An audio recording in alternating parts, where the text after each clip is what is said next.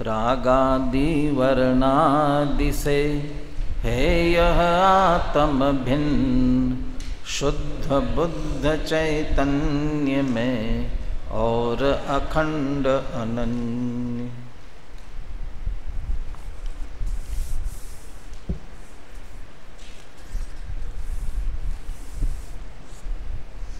जीव अजीव अधिकार में जो जीव का स्वरूप नहीं जानते, अजीव को जीव मानते हैं, वे अपनी मान्यता को पुष्ट करने के लिए युक्ति और आगम प्रस्तुत करते हैं। तो जो युक्ति उन्होंने दी थी उसका निराकरण 45वीं गाथा में कर दिया था कि वे पुद्गल मय हैं, पुद्गल के फल है, इसलिए उनको पुद्गल ही कहा गया है। और यहाँ जो आगम प्रस्तुत, आगम की तरफ से कहा गया था कि कहीं कहीं जिनवाणी में भी इन्हें जीव कहा गया है। तो कैसे कहा उन्होंने? आप तो कहते पुद्गल स्वभावी और उन्हें जीव कैसे कहा? तो व्यवहार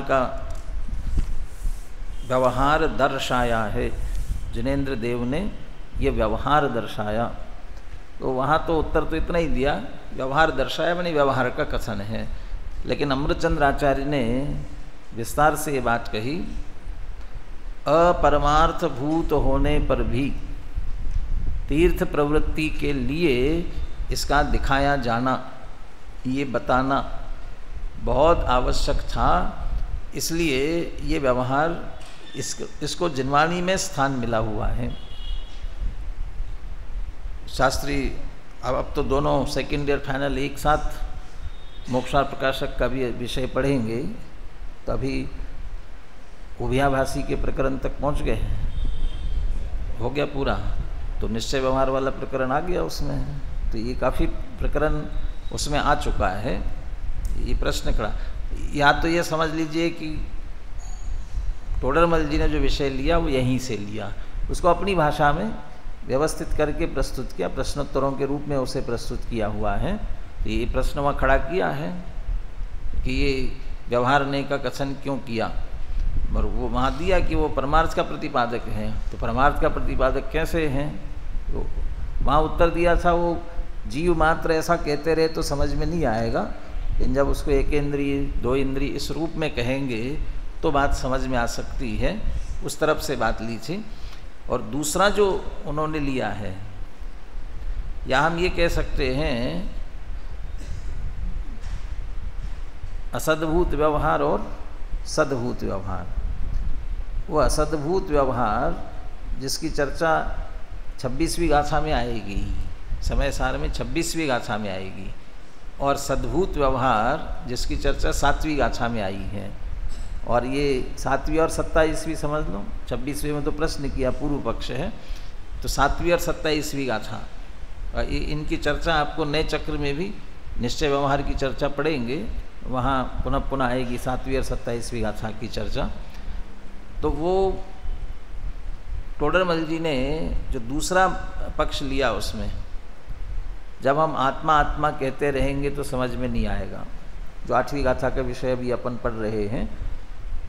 लेकिन जब जो जानता है, देखता है, ऐसा भेद करके समझाएंगे तो समझ में आएगा। तो आत्मा ये अभेद, ये निश्चय, ये परमार्थ, लेकिन उसका स्वरूप स्पष्ट नहीं हो पाएगा, उसे ही समझाना है। तो जानता है, देखता है, ऐसा भेद करके समझाते हैं, तो भेदपूर्वक समझाते ये व्यवहार। तो उसी आत्मा को समझाने के लिए ये भेद रूप व्यवहार का आश्रय लेना पड़ा। तो परमार्थ का प्रतिपादन करने वाला होने से उसे जिनवाणी में स्थान मिला हुआ है। लेकिन यहाँ इस गाथा में, ये 40वीं गाथा में, वहाँ कहेंगे हम वो अनुपचरित सद्भूत व्यवहार, जानता है, देखता है, दर्शन ज्ञान चारित्र 7वीं गाथा में जो लिया वह अनुपचरित सद्भूत व्यवहार। लेकिन यहाँ जो लिया है सद्भूत व्यवहार वाला, वो लिया जो रागी द्वेषी है, राग द्वेष करता है, मोह, रागी द्वेषी मोही, ये जीव रागी द्वेषी मोही है, इसे राग द्वेष मोह से छुड़ाना चाहिए, ये रागी जीव को रागी द्वेषी कहना पड़ेगा, मानना पड़ेगा। अब ये जीव को रागी द्वेषी माना गया, कहा गया, ये उपचरित सद्भूत व्यवहार है। तो उपचरित सद्भूत व्यवहार को लिया। तो 7वीं गाथा में या 8वीं गाथा में व्यवहार लेकर के वो दर्शन ज्ञान चारित्र अनुपचरित सद्भूत लिया, और यहाँ उपचरित सद्भूत क्यों लिया? क्योंकि यहाँ प्रकरण ये चल रहा था कि अध्यवसानादि भावों को कहीं जीव कहा जाता है, ये प्रकरण ये चल रहा था। तो अध्यवसानादि भाव ये जीव कहे जाते। जिनवानी भी कहते कि भी रागी जीव, तो जीव को रागी कैसे कहा जाता है, ये प्रश्न ही उसकी तरफ से था। इसलिए उसका उद्देश्य बताया गया है कि जीव को रागी मानना भी जरूरी है। राग जब पर्याय में है तब संसार अवस्था में रागी दशा में राग है ये स्वीकार करना पड़ेगा है। यदि उसे भी स्वीकार नहीं करेंगे तो फिर किसका अभाव करना? जो गलती मानने के लिए तैयार होता है, हाँ मेरी गलती है, वो उसे समझाया जा सकता है और वो सुधर सकता है। और जो गलती मानने के लिए तैयार ही नहीं हो, उसे समझाया भी क्या जा सकता है और वो सुधर भी कैसे सकता है? क्योंकि मानता ही नहीं गलती है, गलती है ही नहीं तो नहीं सुधरेगा। ऐसे ही राग होते हुए भी जो ये माने राग है ही नहीं, राग मुझ में है नहीं, स्वीकार ही करने के लिए तैयार नहीं, तो उसे क्या कैसे समझाया जाए और वो क्या पुरुषार्थ करेगा राग का अभाव करने के लिए? राग से रहित कैसे होगा? यही बात ली। इसलिए राग जीव की सत्ता में है, जीव का है, ये मानना कहना जरूरी है। तब कहते राग जीव का है तो फिर नष्ट क्यों करें?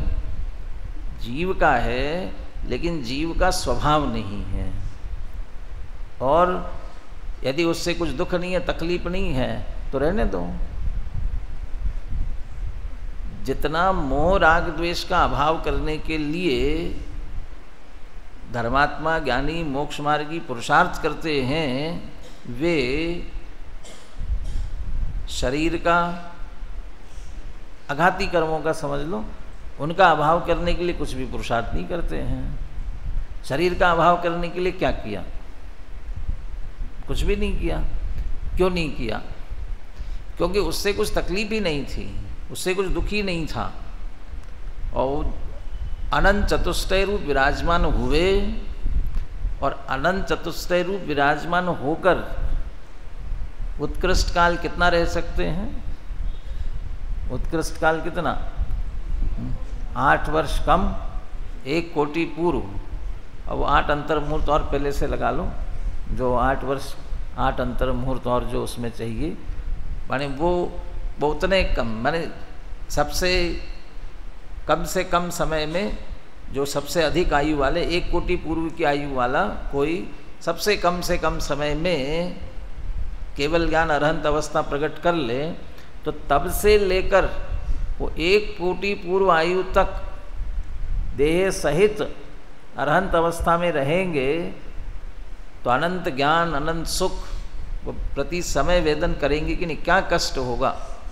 अनंत सुख बराबर वेदन करेंगे। तो शरीर क्या तकलीफ दे रहा है?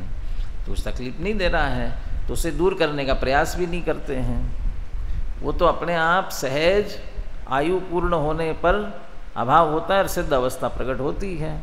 लेकिन यहाँ नीचे बुद्धिपूर्वक आत्मसन्मुखता का पुरुषार्थ करते हैं, आत्मस्थिरता का पुरुषार्थ करते हैं, और आत्मस्थिरता की वृद्धि होती है, मोह राग द्वेष का अभाव होता जाता है। तीसरा कलश जैसे अमृत चंद्राचार्य कहते हैं, मम परम विशुद्धि शुद्ध चिन्मात्र मूर्ते भवतु समय सार व्याख्यैवानुभूते। और उससे पहले कहा पर परिणति हेतु तो मोह नामनोनुभावात् अविरत अनुभाव्य व्याप्ति कलमाशिता है। यानी मेरी परिणति मोह से कलुषित हो रही है। तो कितना सा मोह, किसमें पुरुषार्थ कर रहे हैं वे?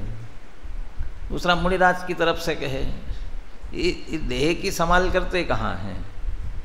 एक तरफ स्नान महाव्रत लेते हैं, मूल गुण स्नान, देह की संभाल बिल्कुल नहीं करते हैं, नहाना धोना नहीं, कुछ नहीं, कोई संभाल नहीं है।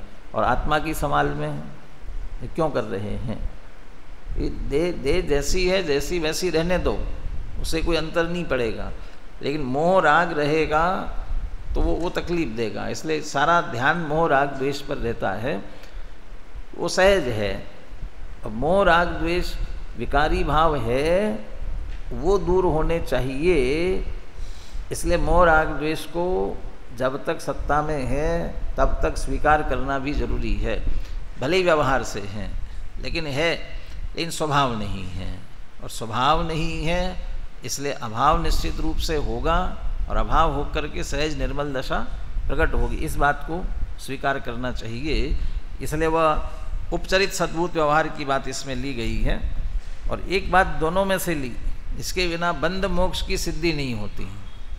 तो ये बात भी कल कह दी थी, बंध के बिना मोक्ष की सिद्धि नहीं होती। जो बंधा है वो मुक्त होता है, तो बंधन की सिद्धि पहले और फिर मोक्ष दशा की सिद्धि। इसलिए हिंसा से बंध होता है, तो शरीर को हम जीव मानेंगे तो उनसे हिंसा से निवृत्त होंगे, तो बंध से बचने की कोशिश करेंगे। राग द्वेष पर्याय में स्वीकार करेंगे तो उसके अभाव का प्रयास करेंगे। व्यवहार से राग द्वेष है, ये दोनों बातें बराबर स्वीकार होनी चाहिए। दूसरा, अपरमार्थभूत होने पर ये क्या कहना चाहते हैं? अपरमार्थभूत, अपरमार्थभूत माने अभी तो कह रहे जब तक देह का संयोग है तब तक है ना, देह नहीं है क्या है? तो फिर ये बात असत्य है क्या? ये बात सत्य नहीं है क्या? संसारी जीव देह सहित होता है, ये बात सत्य नहीं है। फिर अपरमार्थ क्यों कह रहे हैं? संसारी जीव देह सहित होता है, वह जीव स्वयं देह नहीं होता है। यदि कोई देह को ही जीव माने, ये सत्यार्थ नहीं है, ये बात सत्यार्थ नहीं है। मूल वस्तु की तरफ से देखा जाए तो वह सत्यार्थ नहीं है। और दूसरा अर्थ ऐसे राग में लगा लीजिए, राग जीव में है लेकिन वह जीव का स्वभाव नहीं है। अब कोई उसको अपना स्वभाव ही मान ले, 10 लक्षण धर्म में उदाहरण दिया ना, कोई खांसी को अच्छा ही मान ले तो उसके दूर करने का प्रयास क्यों करेगा? ऐसे राग को स्वभाव ही समझ लेगा तो दूर करने की कोशिश क्यों करेगा? अब इसलिए इसे स्वभाव नहीं है, स्वभाव नहीं स्वीकार करना है उसे, तो स्वभाव उससे रहित है, ये यथार्थ बात। तो इसकी अपेक्षा है स्वभाव की तरफ से देखे तो स्वभाव में नहीं है, इसलिए अपरमार्थभूत। कौन जो भी कहो, असत्यार्थ, अपरमार्थ, अयथार्थ, उपचार, वो जो कहना चाहो। और दूसरा जो अर्थ है, हमारा प्रयोजन अतीन्द्रिय आनंद प्रकट करना है। अतीन्द्रिय आनंद प्रकट करने के लिए आत्मा का अनुभव करना है, इनका लक्ष्य करते हैं, ये हमारा प्रयोजन सिद्ध नहीं होता है। इस कारण से भी अभूतार्थ हैं, क्योंकि इसके साथ साथ वो व्यवहार भी है। ज्ञान दर्शन चारित्र आत्मा में भेद रूप से कहना, ये भी व्यवहार है। अब ये भी अभूतार्थ है। ये अभूतार्थ क्यों? ये तो है आत्मा में, वहाँ जो अभूतार्थपना है वो हमारा प्रयोजन सिद्ध नहीं होता। बस इसकी अपेक्षा से अप्रयोजन भूत होने से उन्हें अभूतार्थ कहते हैं। वही अपेक्षा असत्यार्थ यथार्थ उनको कहा जाता है। अगली दोनों गाथाएं बहुत सरल हैं और टीका भी बहुत सरल है। ये कहा जाए कि कोई तात्विक बात नहीं है, क्योंकि इसकी उत्थानिका में लिखा है, अथ केन दृष्टांतेन प्रवृत्तो व्यवहार इति चेत। ये व्यवहार जो आपने कहा वो भी और समझ में नहीं आया, कुछ आप उसको दृष्टांत से समझाइए। तो किस दृष्टांत से ये समझ में आ सकता है? तो इस व्यवहार की प्रवृत्ति कैसे होती है ये आप दृष्टांत से समझाइए। तो उसे अगली दो गाथाओं में दृष्टांत से समझाते हैं। गाथा बुलाते हैं 47-48 दोनों। रायाहु निगदोत्तीय एसो बल समुदयस् आदेशो व्यवहारेण दुच्यति तत्थे को निगदो राया एमे वय व्यवहारो अज्जवसानादि अन्न भावाणम जीवोत्ति कदो सुत्ते तत्थे को निच्छिदो जीवो।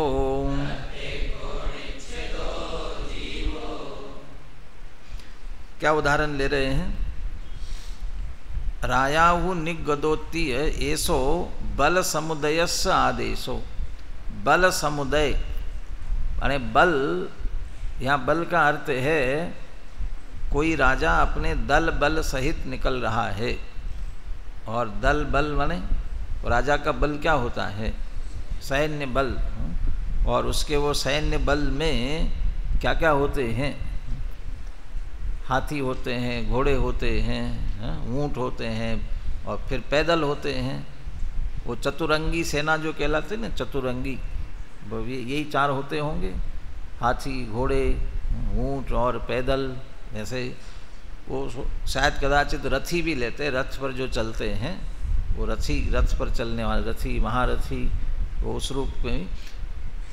हाथी घोड़े नहीं वास्तव में, सीधे अकेले हाथी घोड़ों का झुंड चल रहा हो उसकी बात नहीं, वो घुड़सवार है ना, हाथी पर सवार हो करके उनके योद्धा। अपने यहाँ कितने होते हैं? थल सेना, जल सेना और वायु सेना, वो तीन ही होती है। तो ये जो कोई राजा निकलता है तो उसके साथ ये सभी बल दल, जब वो दल बल सहित निकल रहा हो तो ये सभी उसके साथ निकल रहे हैं, ये बल समुदाय। और ये जब निकल रहा है तब उसमें ये कहा जाए ये राजा निकला। तो बल समुदयस्य आदेशो रायाहु निगदोत्ति। वो समस्त सेना के लिए ये आदेश, ये कथन करना, ये राजा निकल रहा है, ये राजा निकला। ये कैसा कथन है? व्यवहारेण उच्चदी। ये जो कथन किया जा रहा है व्यवहार से किया जा रहा है। ऐसा क्यों? व्यवहार से क्यों? राजा निकल रहा है ना, राजा नहीं निकल रहा है क्या? कहले इसलिए व्यवहार कह रहे हैं। तत्थे को निगदो राया। वो उसमें देखा जाए तो कितने राजा है? वो मानो सैकड़ों हजारों सैनिक निकल रहे हो तो उसमें राजा कितने? तो अकेला एक राजा है। और एक नीचे टीका में लेने वाले हैं 5 योजन विस्तार में। इसकी बहुत लंबी चौड़ी सेना हो। आजकल भी जैसे कोई मिनिस्टर निकले, प्राइम मिनिस्टर निकले, राष्ट्रपति निकले, तो हो गया ना, प्रधानमंत्री का काफिला निकला। और कितना लंबा था काफिला? 1 किलोमीटर तक फैला हुआ था। अब वो 1 किलोमीटर तक प्रधानमंत्री निकला, इसलिए वो 1 किलोमीटर तक कहाँ, वो 1 किलोमीटर तक फैला हुआ था क्या? उसमें तो वो बीच में वो कितना सा छोटा सा, कितना होगा, 2-3 मीटर की जितनी गाड़ी होगी, 5 मीटर की, वह उसमें और अपनी एक सीट पर बैठा हुआ वो उतनी जगह पर तो होगा। वैसे राजा भी यहाँ भले उसकी 5 योजन में सेना फैली हुई हो, लेकिन वो राजा तो एक, और जो अपनी हाथी पर बैठा हो, रथ में बैठा हो, वो उतना ही है ना, एक। तो वास्तव में तो राजा एक है, और वो जो एक राजा निकल रहा है उसको कहना ये राजा है। और साथ में अभी पहले ही जैसे राजा लोग निकलते थे, उनका जो भी राज्य चिन्ह वो आगे आगे लेकर के चल रहा है। अब वो निकला, आजकल वो कौन सा पायलट गाड़ी निकलती, पहले राष्ट्रपति प्रधानमंत्री निकले, तो अब वो गई यहाँ से, तो तत्काल पूछे कौन जा रहा है, तो क्या कहेंगे? वो पायलट जा रहा है, वो गाड़ी जा रही है। अब प्रधानमंत्री जा रहे हैं, राष्ट्रपति जा रहे हैं, तो उसको देख करके कहा जाता है ना ये। तो वहीं से वहीं उसी में प्रधानमंत्री राष्ट्रपति कहना शुरू किया। ऐसे ही वो चिन्ह लेकर के आगे निकल रहा हो, उसको देख करके ही ये क्या, कौन जा रहा है, तो राजा जा रहा है। तो वो लेकर के जो भी चपरासी आगे आगे चल रहा हो वही राजा है ना, उसको ही कह रहे हैं नहीं राजा जा रहा है। तो किसको कह रहे हैं कि ये राजा है कि नहीं? ये राजा नहीं है। तो कहाँ है राजा? बहुत 5 योजन की बात कर रहे हैं तो पता नहीं कितने योजन पीछे होगा, लेकिन पूरे में राजा ऐसा ही कहा जाएगा तो उस सब में ये राजा ऐसा जो कथन कर रहे व्यवहार है, उसमें तथ्य एक को निगदो राया, उसमें तो एक राजा तो एक है, लेकिन पूरे को राजा ऐसा कहा जा रहा है। किसके लिए उदाहरण दिया? एमेव व्यवहारो अज्जवसानादि अन्न भावाणम जीवोत्ति कदो सुत्ते। ऐसे ही सुत्ते माने सूत्र में जिनवाणी में आगम में ये जो अज्जवसानादि अन्न भावाणम, ये अध्यवसानादिक अन्य भाव वहाँ 8 प्रकार लिए, और इसी प्रकार से कहा और भी अनेक प्रकार, और वो अनेक प्रकार ख्याल में नहीं आ रहे हो तो अभी आगे 50 से 55 गाथा में 29 प्रकार कहने वाले हैं। वो 29 प्रकार, वो 29 भी अभेद से कहा गया है। वो जब उसके और भेद करेंगे ना, गुणस्थान, अब वो गुणस्थान एक शब्द लिया 29 में, लेकिन है कितने? ये 14 है। मार्गणा स्थान वो एक कह दिया, लेकिन वो 14 है। तो ऐसे भेद करेंगे तो बहुत हो जाएंगे। वो सब भाव, वे सभी अन्य भाव, वो उन सब भावों को जिनवाणी में भी कदाचित जीवोत्ति कदो, जीव है ऐसा कथन किया हो तो समझ लेना चाहिए व्यवहार है। क्यों व्यवहार है? तथ्य को निच्छिदो जीवो, उन सब में जीव तो एक है, वे भाव कितने हो, लेकिन उन सब भावों में जीव मात्र एक है, वो निश्चय। और बाकी सब, इन सबको कहना, जीव कहना, वो व्यवहार है। और ये कैसा व्यवहार है? वो बिल्कुल वैसा ही कहते हैं। वो उतनी लंबी चौड़ी सेना में हाथी घोड़े, और वो उतना सब, उसमें ये कहा जाए कि ये राजा है, तो उन सब को राजा कहा जाता है। तो कहते कितना स्थूल कथन है। राजा तो वास्तव में बिल्कुल एक है, इन पूरी सेना में भी राजा का व्यवहार किया जाता है। ऐसे कहते हैं वो चैतन्य स्वरूप जीव तो एक है, लेकिन उसका व्यवहार शरीर में, 9 कर्म में, ज्ञानावरणादि द्रव्य कर्म में, और ये राग आदि भाव कर्म में, ये इन सब में जीव है ऐसा व्यवहार किया जाता है। और वो बहुत है, उन सब में ये जीव ऐसा व्यवहार किया जाता है, लेकिन व्यवहार ही समझना, जीव उसमें बिल्कुल एक है, वो चैतन्य स्वभाव वाला है, वह जीव है। गाथा पुनः बुलाते हैं, फिर अर्थ पढ़ लेंगे। रायाहु निगदोत्तीय एसो बल समुदयस् आदेशो व्यवहारेण दुच्चति तथ्ये को निगदो राया एमेव व्यवहारो अज्जवसानादि अन्न भावाणम जीवोत्ति कदो सुत्ते तथ्ये को निच्छिदो जीवो। गाथार्थ है दोनों गाथाओं का। सेना सहित राजा के निकलने पर यह कहा जाता है कि यह राजा निकला, वह व्यवहार से ही कहा जाता है, क्योंकि उस सेना में वस्तुतः राजा तो एक ही होता है। इसी प्रकार अध्यवसानादि अन्य भावों को ये जीव है, इस प्रकार जो सूत्र अर्थात आगम में कहा गया है वह व्यवहार से ही कहा गया है। यदि निश्चय से विचार किया जाए तो उनमें जीव तो एक ही है। बोलिए गाथा और पद्यानुवाद बोलिए।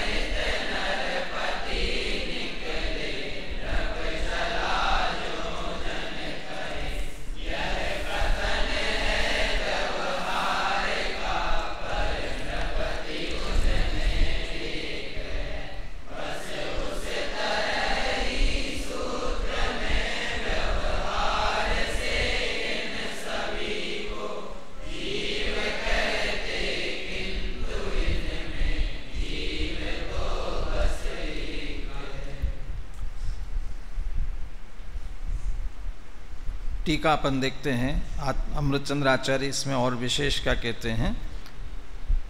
यथा एष राजा पंच योजनानि अभिव्याप्य निष्क्रामति इति एकस्य पंच योजनानि अभिव्याप्तुम अशक्यत्वात् व्यवहारिणां बल समुदाये राजा इति व्यवहारः परमार्थतस्तु एक एव राजा। जैसे ये राजा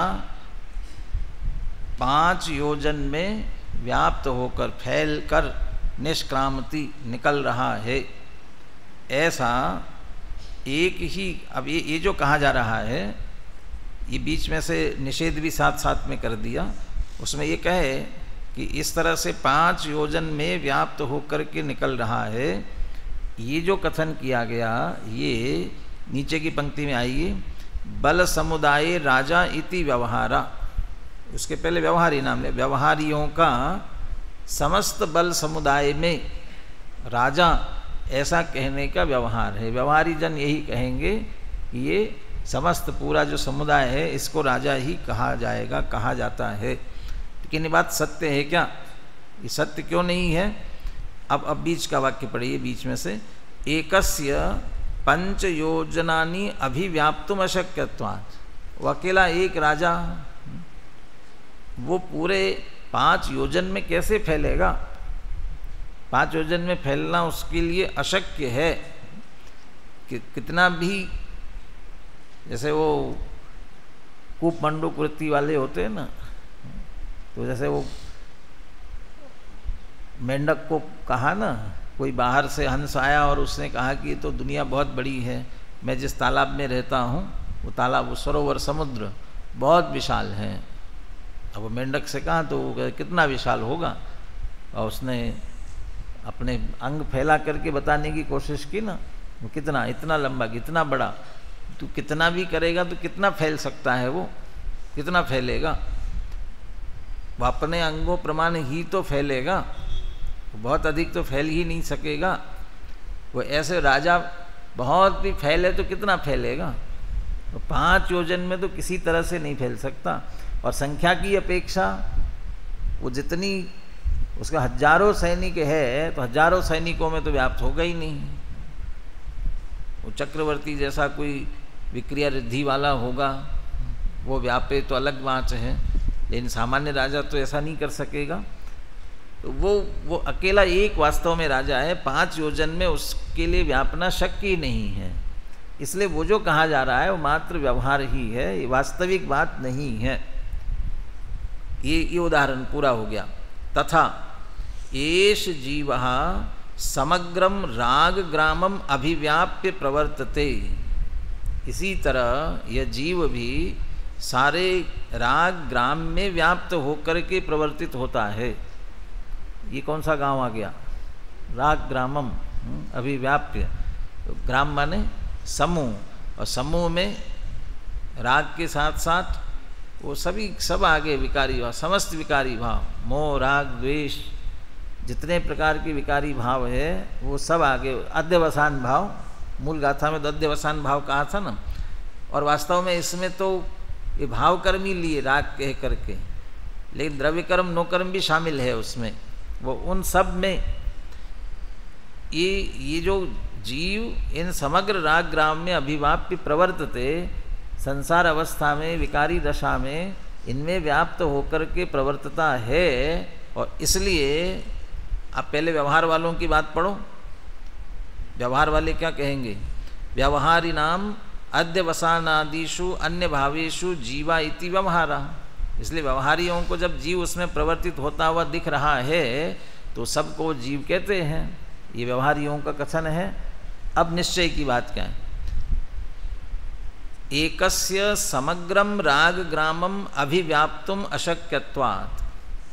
लेकिन वो एक जीव और एक जीव समस्त राग ग्रामों में व्याप्त होने में असमर्थ होने से, तो क्या ऐसा नहीं है, वो सारे रागों में व्याप्त नहीं होता, मोह राग द्वेष सब में व्याप्त नहीं होता जीव, तो वो तो व्याप रहा है। ये तो जीव, देखो थोड़ा सा अंतर आएगा दृष्टांत में और सिद्धांत में। दृष्टांत में तो राजा तो आज के हिसाब से कहे 5 हाथ का, और जबकि जितना बड़ा लंबा चौड़ा जितना भी होगा, वो पुराने ज़माने में भी, पुराने ज़माने में इतिहास में भी लो ना 500 धनुष वाला भी हो, लेकिन उसकी सेना भी तो वैसी होगी फिर, वे भी सब सैनिक भी उतने ही 500 धनुष के होंगे, तो उतना ही फैला हुआ होगा। लेकिन वो अपने शरीर प्रमाण ही रहने वाला है, बाकी के जितने उसके हजारों सैनिक होंगे उनमें तो व्याप नहीं सकेगा, वो कितना भी करेगा तो अपने शरीर प्रमाण रहेगा। लेकिन यहाँ आत्मा तो जितने उसके मोह राग द्वेष जितने विकार है उसमें तो व्यापता है, कहाँ दिक्कत है। वो एक आत्मा जितने उसके विकार है उनमें तो व्यापता तो ही है। रागादि विकार वह होते कहाँ हैं, उन्हीं में तो हो रहे हैं। शरीर में, पूरे शरीर में आत्मा व्यापता ही है। जितने 8 कर्म रूप शरीर है, 9 कारमान शरीर है, वो भी तो उसमें पूरे में आत्मा है ही ना, तो उसमें कहाँ व्यापने में दिक्कत कहाँ है। यहाँ तो कह रहे कि राग ग्राम समग्रम राग ग्राम अभिव्याप्तुम अशक्यत्वात्, वो सब में व्याप्त होने में अशक्य असमर्थ है। यहाँ तो कोई असमर्थ नहीं, वो तो व्याप ही रहा है, कहाँ दिक्कत हो रही है। तो फिर ऐसा क्यों कह रहे कि व्यापने में असमर्थ है। व्यापने में असमर्थ है का अर्थ चैतन्य स्वरूप अमूर्तिक आत्मा वास्तव में उस रूप नहीं हो सकता। जो आश्रव और आत्मा के अंतरों की बात ली गई है वहाँ कर्ता कर्म अधिकार में आगे, उसमें एक बिंदु ये भी लिया, आत्मा एक है और आश्रव के भाव जो वो अनेक है, तो वे भी अनेक प्रकार के हैं और वो एक ही है। वो अनेक रूप होगा नहीं, वो एक रूप ही रहने वाला है। वो सदैव चैतन्य रूप ही रहने वाला है। वो राग रूपी हो जाए, द्वेष रूपी हो जाए, ऐसा होने वाला नहीं है। इसलिए वो एक अपने रूप ही रहेगा। यही है कि उनमें व्यापने में अशक्य है, असमर्थ है। न राग रूप होगा, न कर्म रूप होगा, न नो कर्म रूप होगा। वो एक चैतन्य रूप ही रहेगा, वह उनमें बिल्कुल नहीं व्याप सकता। दृष्टांत में तो लिया स्पष्ट कि वे नहीं व्याप सकता। यहाँ लेना है, समझ लो उनमें परस्पर अत्यंत अभाव है, या परस्पर जो राग और उसमें अभाव है, तो उसकी अपेक्षा से वो परस्पर नहीं व्याप सकता है, उसी अपेक्षा से लेना। वो व्यापता नहीं है, लेकिन वर्तमान में दिखता है उनमें, इसलिए व्यवहारियों को ऐसा लगता है कि ये भी जीव हो गए हैं। तो बस इतना सा ये व्यवहार का कथन है। व्यवहारिणाम अध्यवसानादिषु भावेषु जीवा इति व्यवहारा परमार्थ तस्तु एक एव जीवा। वह उसमें तो पारमार्थिक जीव तो एक है, वो चैतन्य स्वरूप है। वह अभी यहाँ से अगला प्रश्न खड़ा करने वाले हैं। ये सब आप कह रहे हो वो जीव नहीं, अध्यवसानादि भाव जीव नहीं है, परमार्थ से एक जीव है। अब वो जीव कैसा है? हम तो कह रहे हैं हमें तो ये शरीर दिख रहे हैं, हमें मोह राग द्वेष भाव दिखाई दे रहे हैं, माने ख्याल में आ रहे हैं। ये इसके कर्म का उदय, पुण्य पाप, सुख दुख ये समझ में आ रहे हैं, इसलिए हम तो इनको जीव कह रहे हैं। तो आप तो कहते ये जीव नहीं है, और है कदाचित तो व्यवहार है। तो परमार्थ से जीव है क्या? यही प्रश्न आगे खड़ा किया है। यद एवं तरही किम लक्षणों असो एकस्तंकोत्कीर्ण परमार्थ जीव। तो फिर वो टंकोत्कीर्ण परमार्थ जीव क्या है वो आप बताइए। अब उसके उत्तर में वो प्रसिद्ध गाथा 49वीं वो गाथा विशेष आएगी, उसकी चर्चा अपन आगे क्रमशः करेंगे। थोड़ी सी बात इसके संदर्भ में, ये व्यवहार जो लिया अनुशीलन पढ़ लेना। ये उदाहरण क्यों दिया? ये उदाहरण देने में भी आचार्य ध्यान रखते हैं। ये उदाहरण और कोई उदाहरण दे सकते थे, लेकिन कहते जैसे बिल्कुल वो पूरी सेना में राजा बिल्कुल अलग एक दिखाई देता है, बिल्कुल एक अलग राजा है, और वो फिर भी सारी सेना को राजा कहा जाता है, ये कितना स्थूल कथन है, कैसा स्थूल व्यवहार है। स्पष्ट ख्याल में आ रहा है कि राजा तो एक है और पूरी सेना को राजा कह रहे हो। बिल्कुल ऐसे ही शरीर को, कर्म को और यहाँ तक कि मोह राग द्वेषादि विकारी भावों को जीव कहना, वास्तव में जीव नहीं है ये सभी, और फिर भी उनको जीव कहना बिल्कुल वैसा ही स्थूल व्यवहार है, स्थूल कथन है, वास्तविक बात नहीं है। एक बात की तरफ और संकेत उसमें किया, ये इस तरह का उदाहरण क्यों दिया, कहते व्यवहार का वजन बताने के लिए। ये बताना, ये व्यवहार का कथन है ना, ये सब कथन व्यवहार का है, लेकिन वो उस व्यवहार में कितना वजन है ये कहने के लिए। तो फिर वजन की बात भी की कि वजन होता है क्या उसमें, व्यवहार में भी वजन माने उस बात में दम कितनी है, व्यवहार कहते हुए भी। सातवीं गाथा में आत्मा में ज्ञान है, दर्शन है, चारित्र है, ऐसा कहना ये व्यवहार। तो एक व्यवहार नहीं कह रहा है आत्मा में ज्ञान दर्शन चारित्र है। अब इसमें देखो, अब इसमें वजन देखो कितना है। अब तोल के मत पूछना कितना वजन है। और एक ने ये कह रहा है कि जीव में राग है, द्वेष है, शरीर है, इसमें कितना वजन है। माने क्योंकि आत्मा में ज्ञान दर्शन आदि अनंत गुण है वास्तव में, और उनको कह रहा है। वो अनौपचारिक सद्भूत व्यवहार ने उसको कह रहा है, तो वो वजनदार है ना, जो है ज्ञान दर्शन चारित्र। कौन है? हेमचंद, हेमचंद ही हो ना। हाँ, प्रियम कहाँ बैठा है? हाँ चलो, उपस्थिति। हाँ प्रियम है, मुझे दोनों में कंफ्यूज होता है ना। ये बेटा है हेमचंद। अब तुम वो कंफ्यूज हो रहा था, देखो मैं समझता है हेमचंद बात करता है। हाँ, तुम बहुत देर से बात कर रहे थे, बीच बीच में बात कर रहे थे, टोका नहीं। अब मैंने कहा अब तो अंत भला सो सब भला। हाँ, लेकिन अब टोकने से क्या होगा, अब तो खूब बात करो। हाँ? क्या बात कह रहा था? वजन की बात हो रही थी, दम कितनी है बात में। इसमें शरीर जीव का कहना, इसमें दम, और मोह राग द्वेषादि को जीव का कहना, वो इसमें कितना दम है, ये समझने की बात है। और थोड़ा बिल्कुल लौकिक व्यवहार से बात करें ना।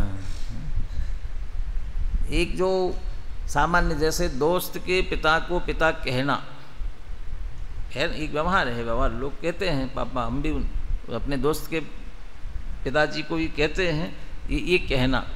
अब इसमें कितना दम है। और अपने ही घर में ये ताऊ जी, चाचा जी होते हैं, उनको भी बड़े पापा, छोटे पापा इस रूप में कहते हैं। अब कुछ अंतर है इनमें। और अपने पिताजी को पापा कहते हैं इसमें। अब अपने पिताजी को पापा कहते हैं, ये निश्चय है कि व्यवहार है। अपने पिताजी को पापा कहते हैं, अपने पापा को, ये निश्चय की व्यवहार। और अपने ताऊ जी, चाचा जी को पापा कहते हैं, निश्चय की व्यवहार। क्या है? माने ताऊ जी, चाचा जी को कहना व्यवहार, और किसी मित्र के पापा को कहना वो व्यवहार, और अपने पापा को पापा कहना क्या है? अरे ये भी व्यवहार है भाई, निश्चय थोड़ी है। व्यवहार से ही तो कहेंगे ना। अब व्यवहार है, लेकिन अब अलग अलग है कि नहीं, दम माने वजन है कि नहीं। अपने पापा को पापा कहना, ये भी व्यवहार होते हुए भी अब वजन डालो तो 100%। और ताऊ जी, चाचा जी को कहना, अब वो कहने को कह दो क्योंकि एक ही परिवार से हैं, और उसमें, और फिर किसी मित्र को कहना, किसी मित्र के पिताजी को कहना, वो बहुत, उसमें कुछ भी वजन नहीं है एक तरह से। बहुत लौकिक व्यवहार, लौकिक क्या, उपचार, बहुत औपचारिकता कथन है भाई। इसी तरह से यहाँ भी शरीर और अध्यवसानादि भावों को कहना, ये बहुत कम वजन वाला व्यवहार है, ये कहना चाहते हैं। लेकिन वो कम वजन वाला होने पर भी उसकी उपयोगिता क्या है, वो पिछली गाथा में बता दी थी। इसलिए बिल्कुल ही उड़ाने जैसी बात नहीं है। तो जितनी वजन है उसकी अपेक्षा से उसे बराबर स्वीकार करना चाहिए। व्यवहार की बात को भी स्वीकार करें, और उसके माध्यम से परमार्थ को समझकर उसका आश्रय हम अवश्य लेवे, इसी मंगल भावना के साथ।